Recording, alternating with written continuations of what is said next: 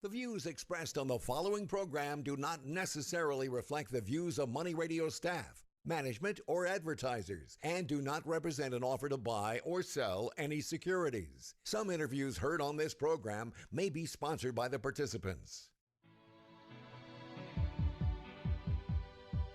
It's time for Health Futures with Cypress Home Care Solutions, Bob Roth.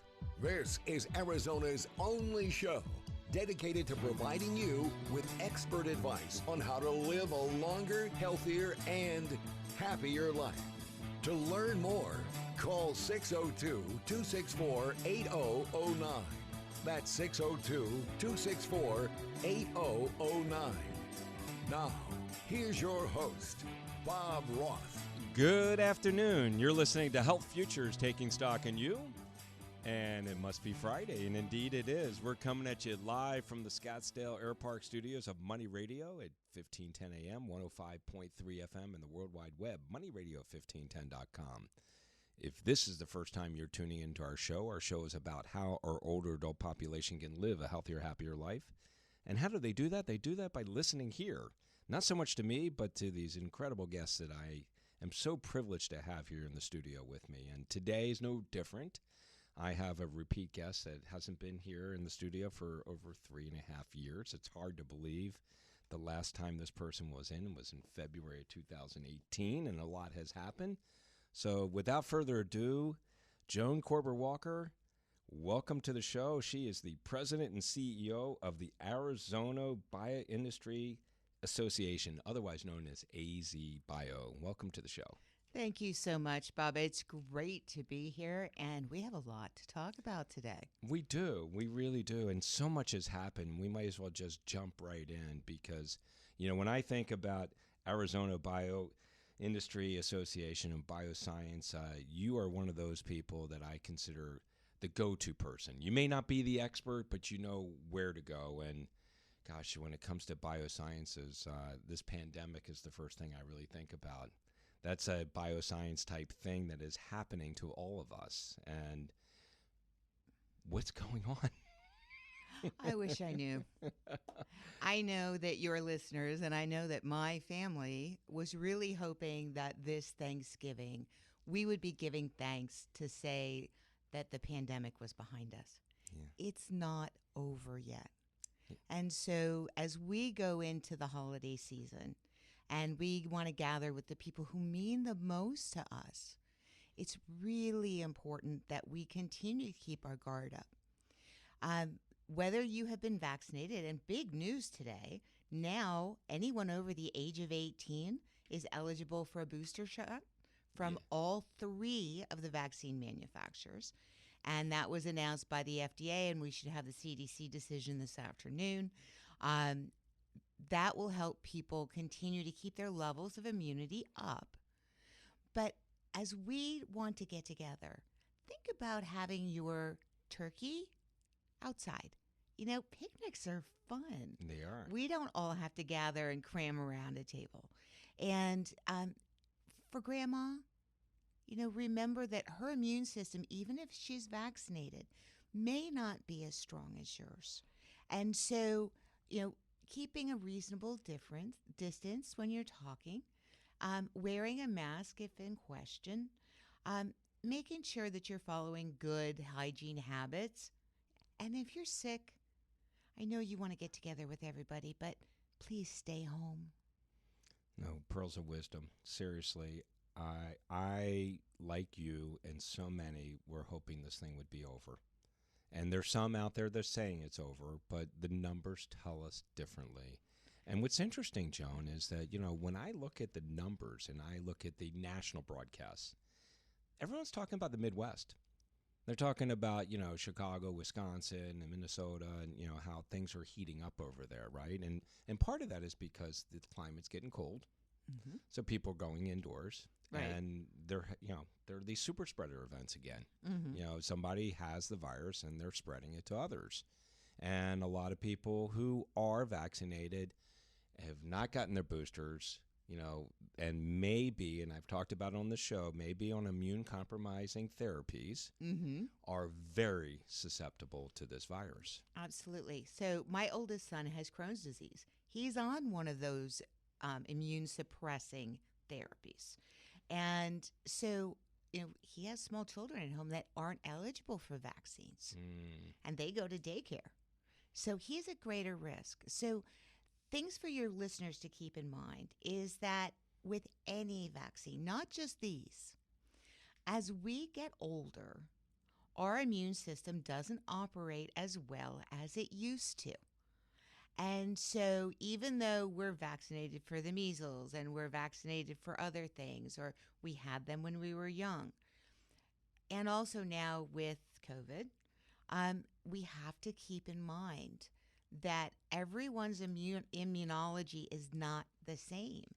And so, just using some common sense, one of the things I do, and your listeners can't see me, but you can. I can. So, here around my neck, I have my mask and a lanyard. And so, what I do is if I'm with friends that I know are fully vaccinated and we're keeping a reasonable distance, I'll have my mask off. But if I'm going to the grocery store, I don't know if the lady across the tomato aisle from me is safe. And I see a lot of seniors that are still wearing their masks, parents with their children that are still wearing their masks. If I have my mask with me, I can just pop it on to be respectful of those people because I don't know what their situation is. And if we all took a little bit of human kindness combined with our thanks at Thanksgiving, maybe we could save some people from getting sick. I'm so glad you brought that up. I mean, really, what we're talking about is public health and public safety. Mm-hmm. And yes, many of us are vaccinated, but we also have to be able to be mindful to protect those that are vulnerable. And, we know one thing about this virus is that many people are transmitting it and they're asymptomatic. Correct. And you could be vaccinated and you could have the RNA in your nose and you may not realize it. You may not have any symptoms, but to your point, there could be an older adult or somebody that is on an immune suppressant drug that is vulnerable, and you could be that spreader and not even know it. And what we're seeing now with children, and this is scary. I look at my grandkids.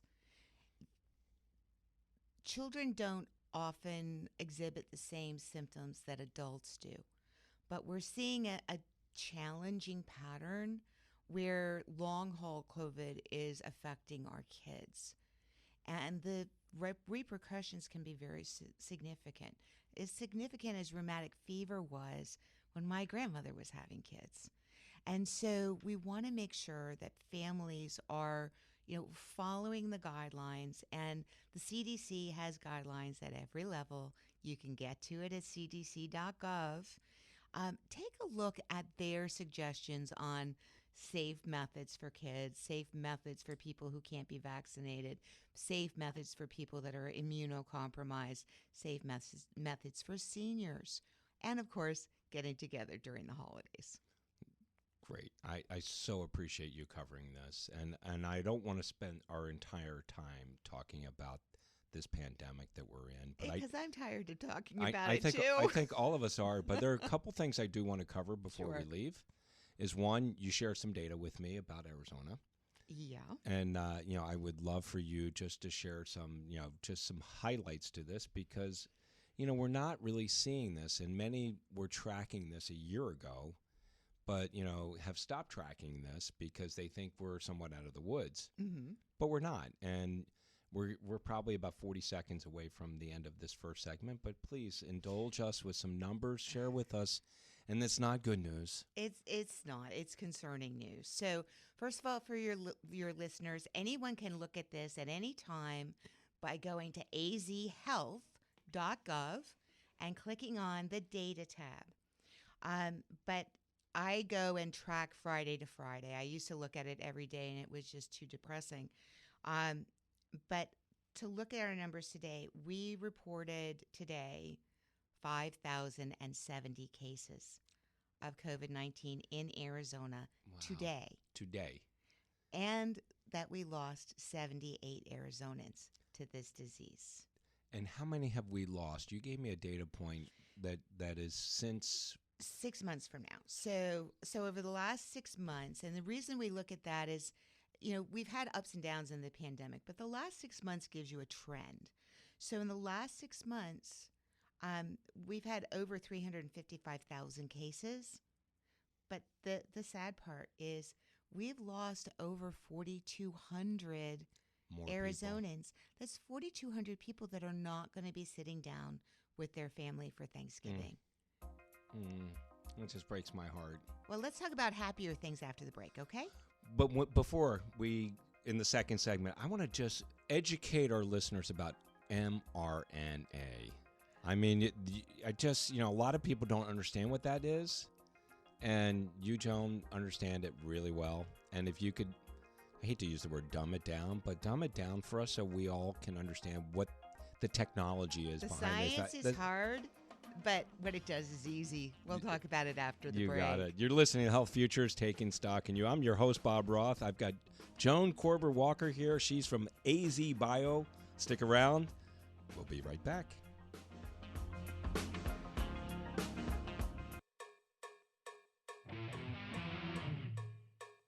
Now back to Health Futures, taking stock in you.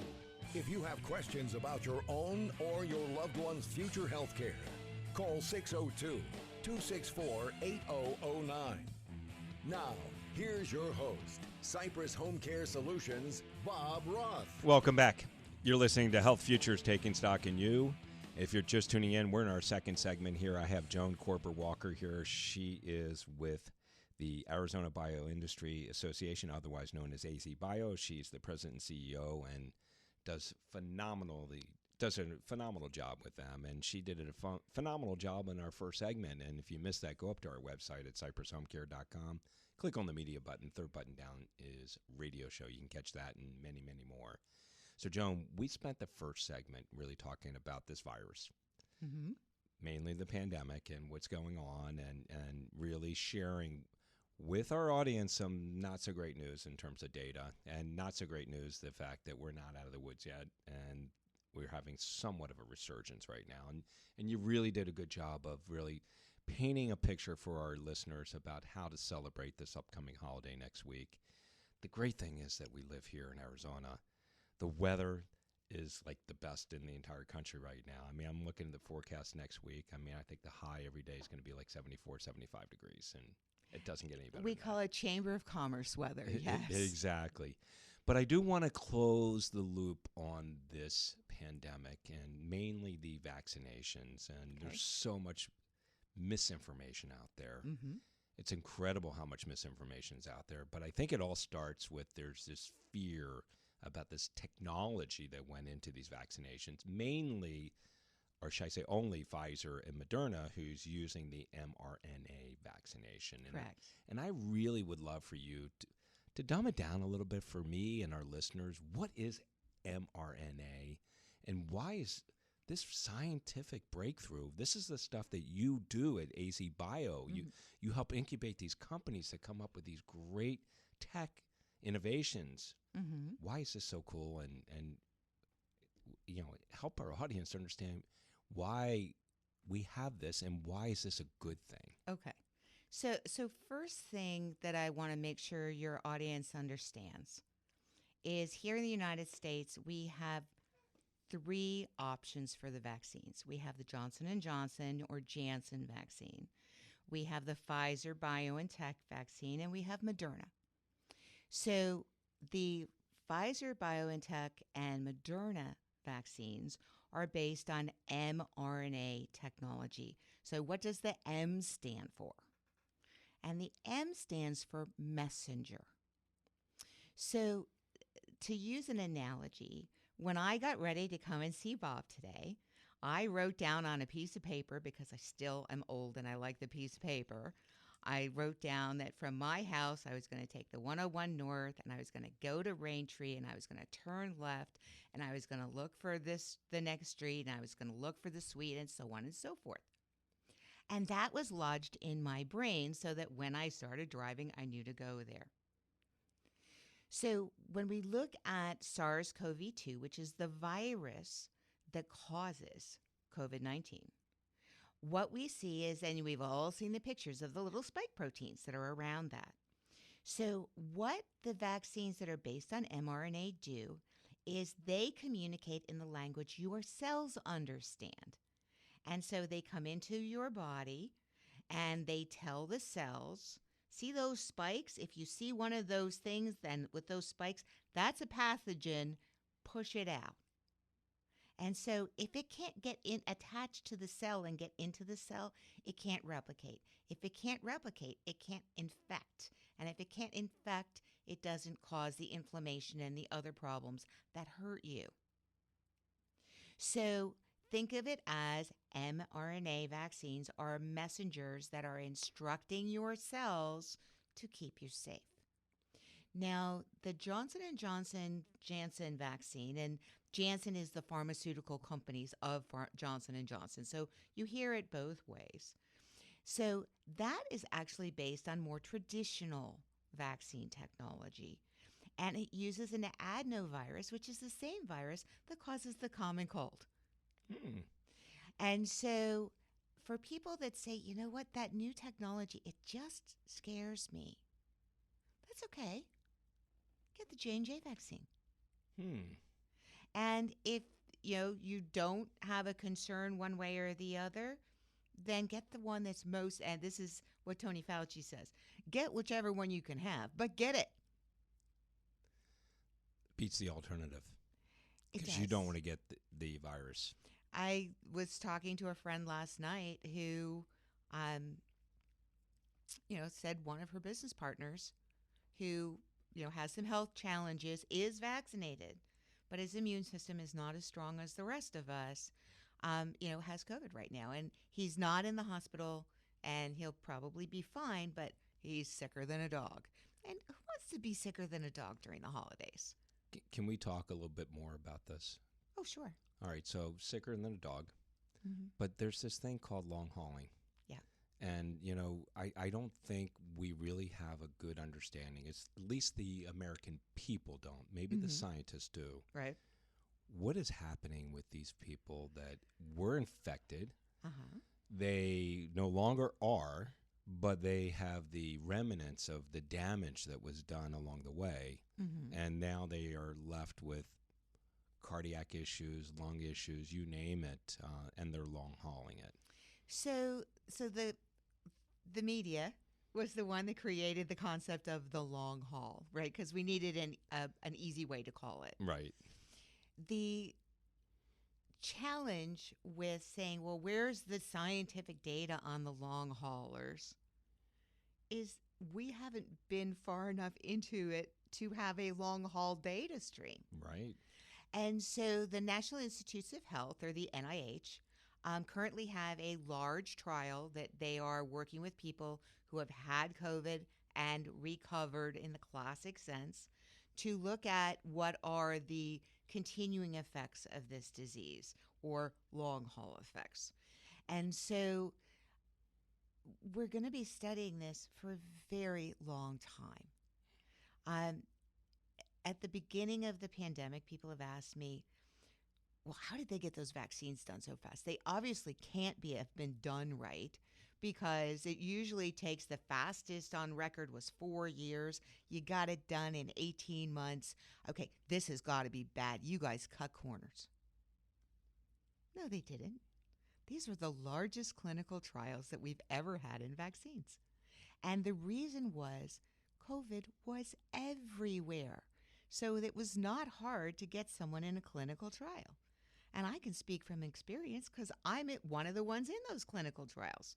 So those of you that now can get a J&J booster, that's because the Ensemble 2 trial, which started back a year ago, had people like me that volunteered. And we had one shot of J&J, and then 2 months later we had another one, and then we donated our blood to science on a regular basis so they could see how effective it would be. And I even have an app on my phone where every couple of days I have to check in and tell them how I'm doing.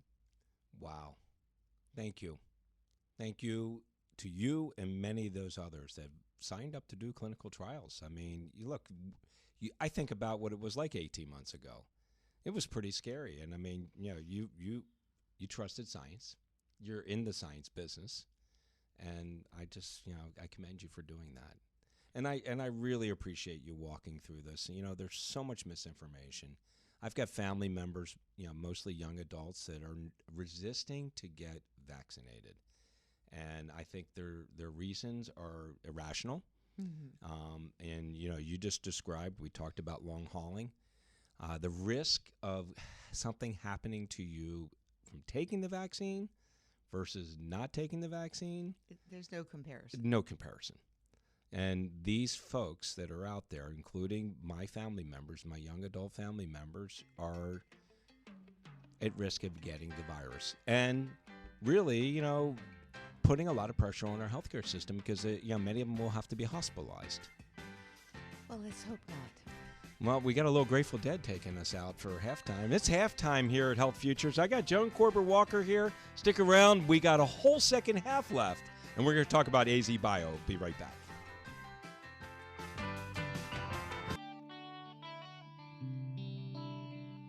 Now back to Health Futures, taking stock in you.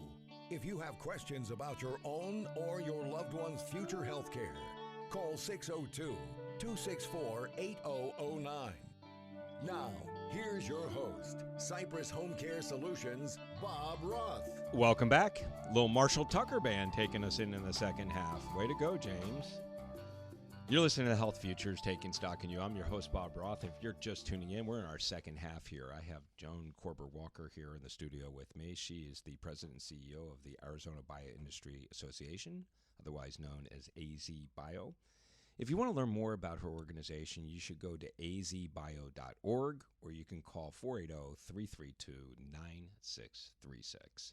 So we spent the entire first half talking about this pandemic, the coronavirus, mRNA.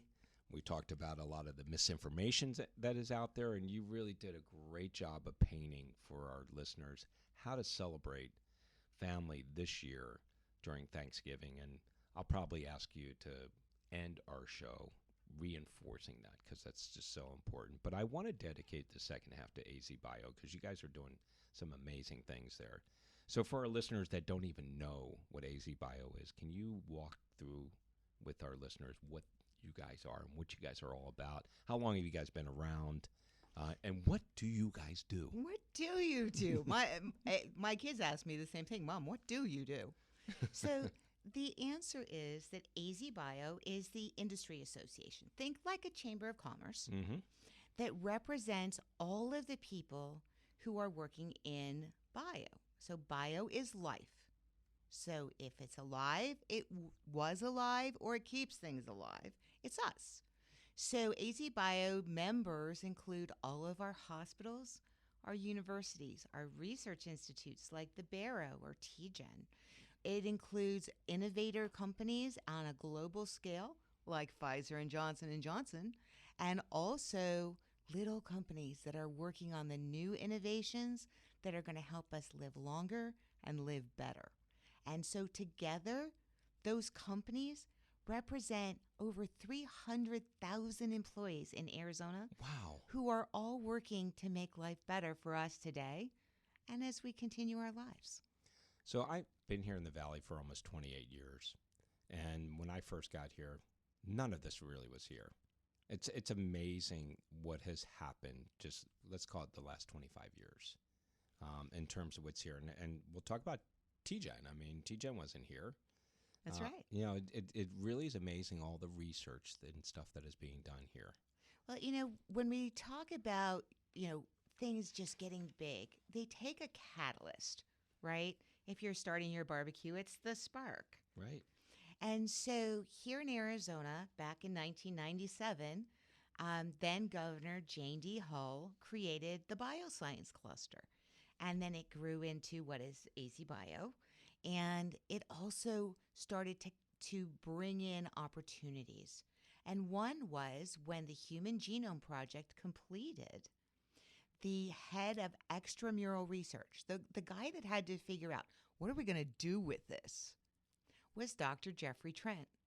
And the people of Arizona convinced Jeff to come home and bring the first translational genomics research institute to the city of Phoenix.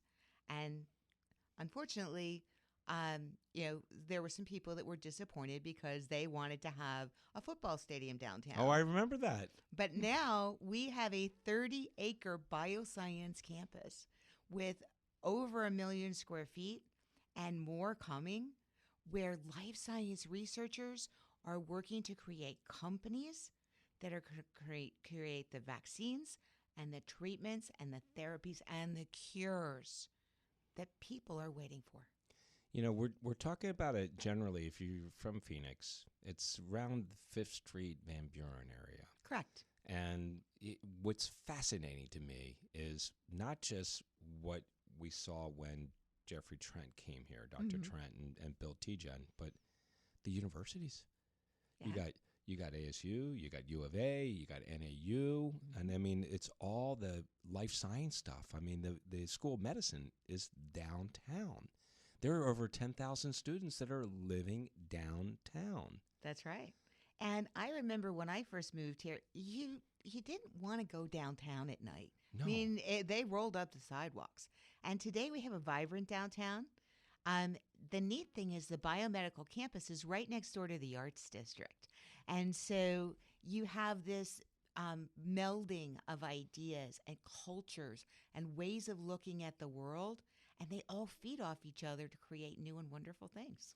It is amazing. Just recently, I joined the Health Entrepreneurship Accelerator Lab at ASU, and I'm just fascinated by these students. I was asked to participate in one of their hackathons where they're trying to attract donors or win money for their innovations. And I mean, some were first-year students over at Mayo Clinic Hospital.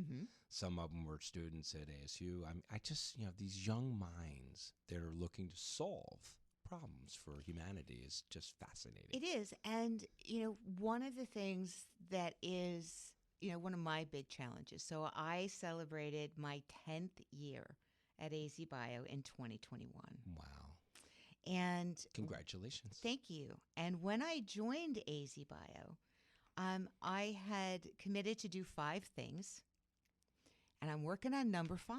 And it ties right into what you said, because you can have a great idea, but until you build the people and the resources around that idea, it will not become a company that can deliver what becomes an innovation to the people that need it. And so here in Arizona, we have done a phenomenal job of building up the biosciences. And we've invested a lot of money. Over $23 billion has gone into building up our research institutes, our universities, our hospitals. But we have this gap in the middle, which is investing into the companies so that they can grow. Now, people say to me, well, what's the payback on that $23 billion? Well, I actually know that answer because the latest data I have, economic data in 2018, was that our economic impact was $32.67 billion. So 23 invested over 20 years yielded a return of $32.67 billion in 1 year, and it's growing every year. Wow. I mean, you do the math, that's over a 50% growth. I mean, phenomenal. I wish my 401k was doing that. But what's interesting is you said when you described AZ Bio, you mentioned Johnson & Johnson and Pfizer, and then you dovetailed off to these little startups, these companies, and I really think that's where I want our conversation to go, and I think you do as well. We have about a minute left before we start our 4th segment, but can you tee up what you're doing to help incubate and help these young scientists build these companies and help them come to fruition. So AZ Bio is putting together a program called AZ Bio Peers, where the successful life science people are going to help the people that are coming up in the ranks. And then on the other side, we partnered with the Opportunity Through Entrepreneurship Foundation, a 501c3 public charity, and we're building a first-in-the-nation sustainable process for funding life science innovation in Arizona forever. Come back after the break. Yeah, come back after the break for sure. Now, I want to learn about that. And seriously, I loved doing this hackathon, for lack of a better word. I mean, these kids, brilliant. They're scary smart. They are really, really smart. They were born utilizing tablets. I mean, they understand computers and technology, but they have this thirst and drive to learn and solve problems. My 6-year-old granddaughter is still teaching me how to use my iPhone. Well, we'll get a little Steely Dan taking us out on the third segment. I look forward to talking with you on the fourth segment, talking about how we can help these innovators, these scientists, create new solutions for the problems that exist in our communities. You're listening to Health Future, taking stock in you. I've got Joan Koerber Walker here in the studio. Stick around. We got one more segment. We'll be right back.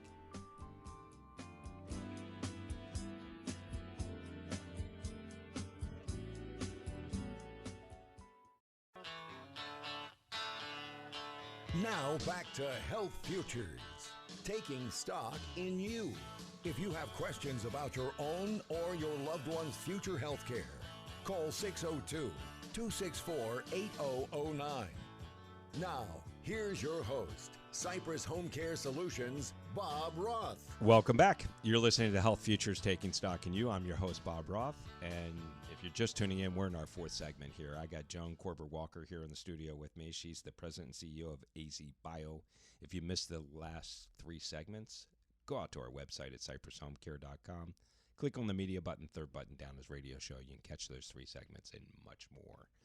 So, Joan, I want to leave this last segment to really talk about the future and some of the stuff that you're doing. We teed it up a little bit on the third segment, but you're advancing health innovations right here in Arizona, helping companies and individuals build their companies to help solve some of the problems that we have. Right. And help find solutions for some of those challenges that we're dealing with. Can you go into a little bit more detail about what AZ Bio is doing? And I know you gave me a little bit of information between the segments, but I would love for you to share with our listeners. Terrific. So first, just to cue it up, let's talk about why it's important. So some of the projects that are being done, these little companies in Arizona, okay, we have a company that makes a tablet that you can treat a baby with that has jaundice so that the baby gets to go home with their parents for that important bonding time instead of staying in the hospital.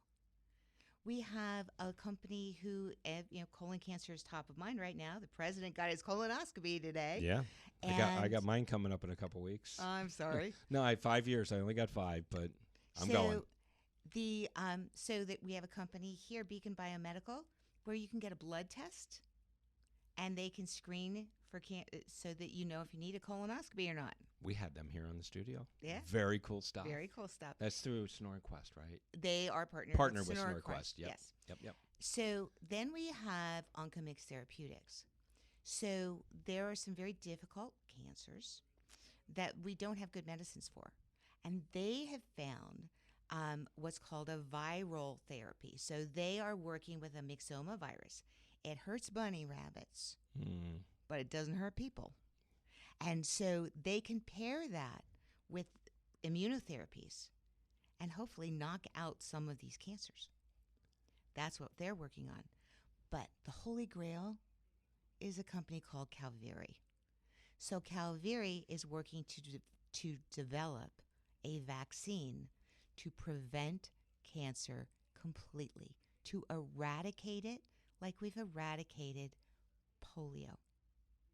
So think about if in my lifetime, my granddaughters are able to talk about cancer the way our generation talks about polio. Whoa. that is why it's so important that we figure out how to move these Arizona advances forward faster. And that's what we're working on right now. I just went out to the Calvary site. Wow, that is really cool stuff. And you just gave us a smattering of just a couple of things. I know there's so many more. I've got that are going- hundreds. All right, so you've wet my whistle and our listeners' whistle about what is happening here in our backyard. How do we help these companies? How do we bring some of this technology and innovation to the forefront and make it happen? So, that's an interesting question. One of the things people come to me about is they say, well, you get to go and do all of these things, but how can I be part of it? And one of the ways is solving that problem we talked about before the break, which is in Arizona, we don't have enough early stage capital to help these companies form and get started and be what we call de-risked, so that big money will come in and support them, because it's not cheap to bring a drug or a therapy to market. Mm-hmm. And so we've created AZ Advances, and we've partnered with the Opportunity Through Entrepreneurship Foundation. Isn't that a mouthful? It is. It is. That's why we say OTEF instead. But the easy way for your listeners is to check it out in one of two ways. Now, I don't know about you. Well, actually, I do know about you because you're my friend on Facebook. Yes, and I am going to go to this site, but go ahead. So if you're on Facebook, you can just type in AZ Advances, and you can go to the Facebook page. And right at the top, there's a place where during Giving Tuesday and every day, you can make a donation. And I set it up last night just so it's ready for the show. And by the way, that first $100 was mine. And so I encourage your listeners, that's one way you can donate. The other thing that's really exciting is when you're on the azadvances.org website and you click on the donate page, you'll see that you can donate in two different ways. One of the ways is the way we always do it, right? You use your credit card and it goes through PayPal and you make your donation and you feel good. But, some of us have been experimenting with financial innovations and may have some cryptocurrency that's gotten big. So we are one of the few companies in Arizona that are accepted by the Giving Block, and we can accept donations in crypto. Nice. And so let's say you had Bitcoin and you bought it early and it's worth a lot. Yeah, I should have bought it when it was $1,600. I knew it. I knew it. So, but today it's worth a lot, but the capital gains are going to kill you. They're going to crush you. But the IRS looks at crypto the same way it looks at appreciated stock. And so you can donate on our website your crypto to us in crypto. So you get the full value of that donation. And, in 2021, we still have the COVID protections. And so you're able to take up to 30% of your AGI in crypto donations and 100% of your AGI in cash donations to charity, whether it's this charity or any of the ones that you care about. So I'm at the Facebook page, and I'm kind of new to that. Where's the donation on the Facebook page? Just scroll right down to the first post. First post. There you go.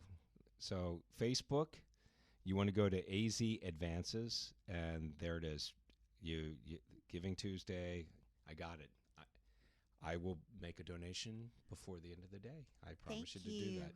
So we have about another minute or so left. Mm-hmm. And, what questions haven't I asked, or what material would you like to cover as we conclude our segment? So first I want to say thank you, right? Helping to get the word out on all of the amazing things that are happening here is so important. But equally important for your listeners, let's give them the gift of a reminder that we want to spend this Thanksgiving and next Thanksgiving and many Thanksgivings with our families and friends. Please make good choices this Thanksgiving so that they're around to celebrate with you next Thanksgiving. That's so beautifully said. I mean, really, we're going to be with some of I know in my household, we're going to be with some vulnerable adults, people that are immune compromised, aging. and we have to be mindful of them. If we're not protecting ourselves, do it to protect them. That's what we need to do. And That's what the season of giving is all about. Let's give kindness and not infection. exactly. So real quickly, azadvances.org. You can donate crypto And cash. and cash, or you can go to the Facebook page and look up AZ Advances, and you can donate there. You don't have to wait till Giving Tuesday. Hey, we take donations every day of the year. Thank you. Joan Koerber Walker, thank you so much for being here. I'm not going to wait 3.5 years. It seems like it was yesterday. Time is just flying by. Enjoy the weekend with your grandchildren. Enjoy the Thanksgiving holiday. And for our listeners, all of you, enjoy the Thanksgiving holiday. We'll be back next Friday. And stay safe. Stay safe.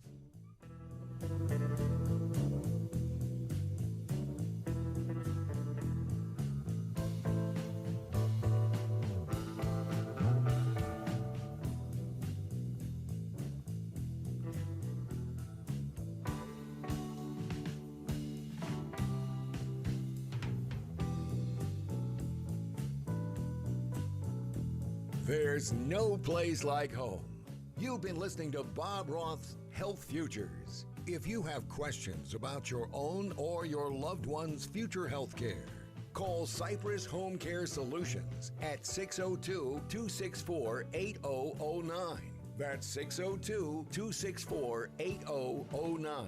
Or visit cypresshomecare.com. Be sure to join Health Futures with Bob Roth every Friday at noon, right here on Money Radio 1510 and 105.3.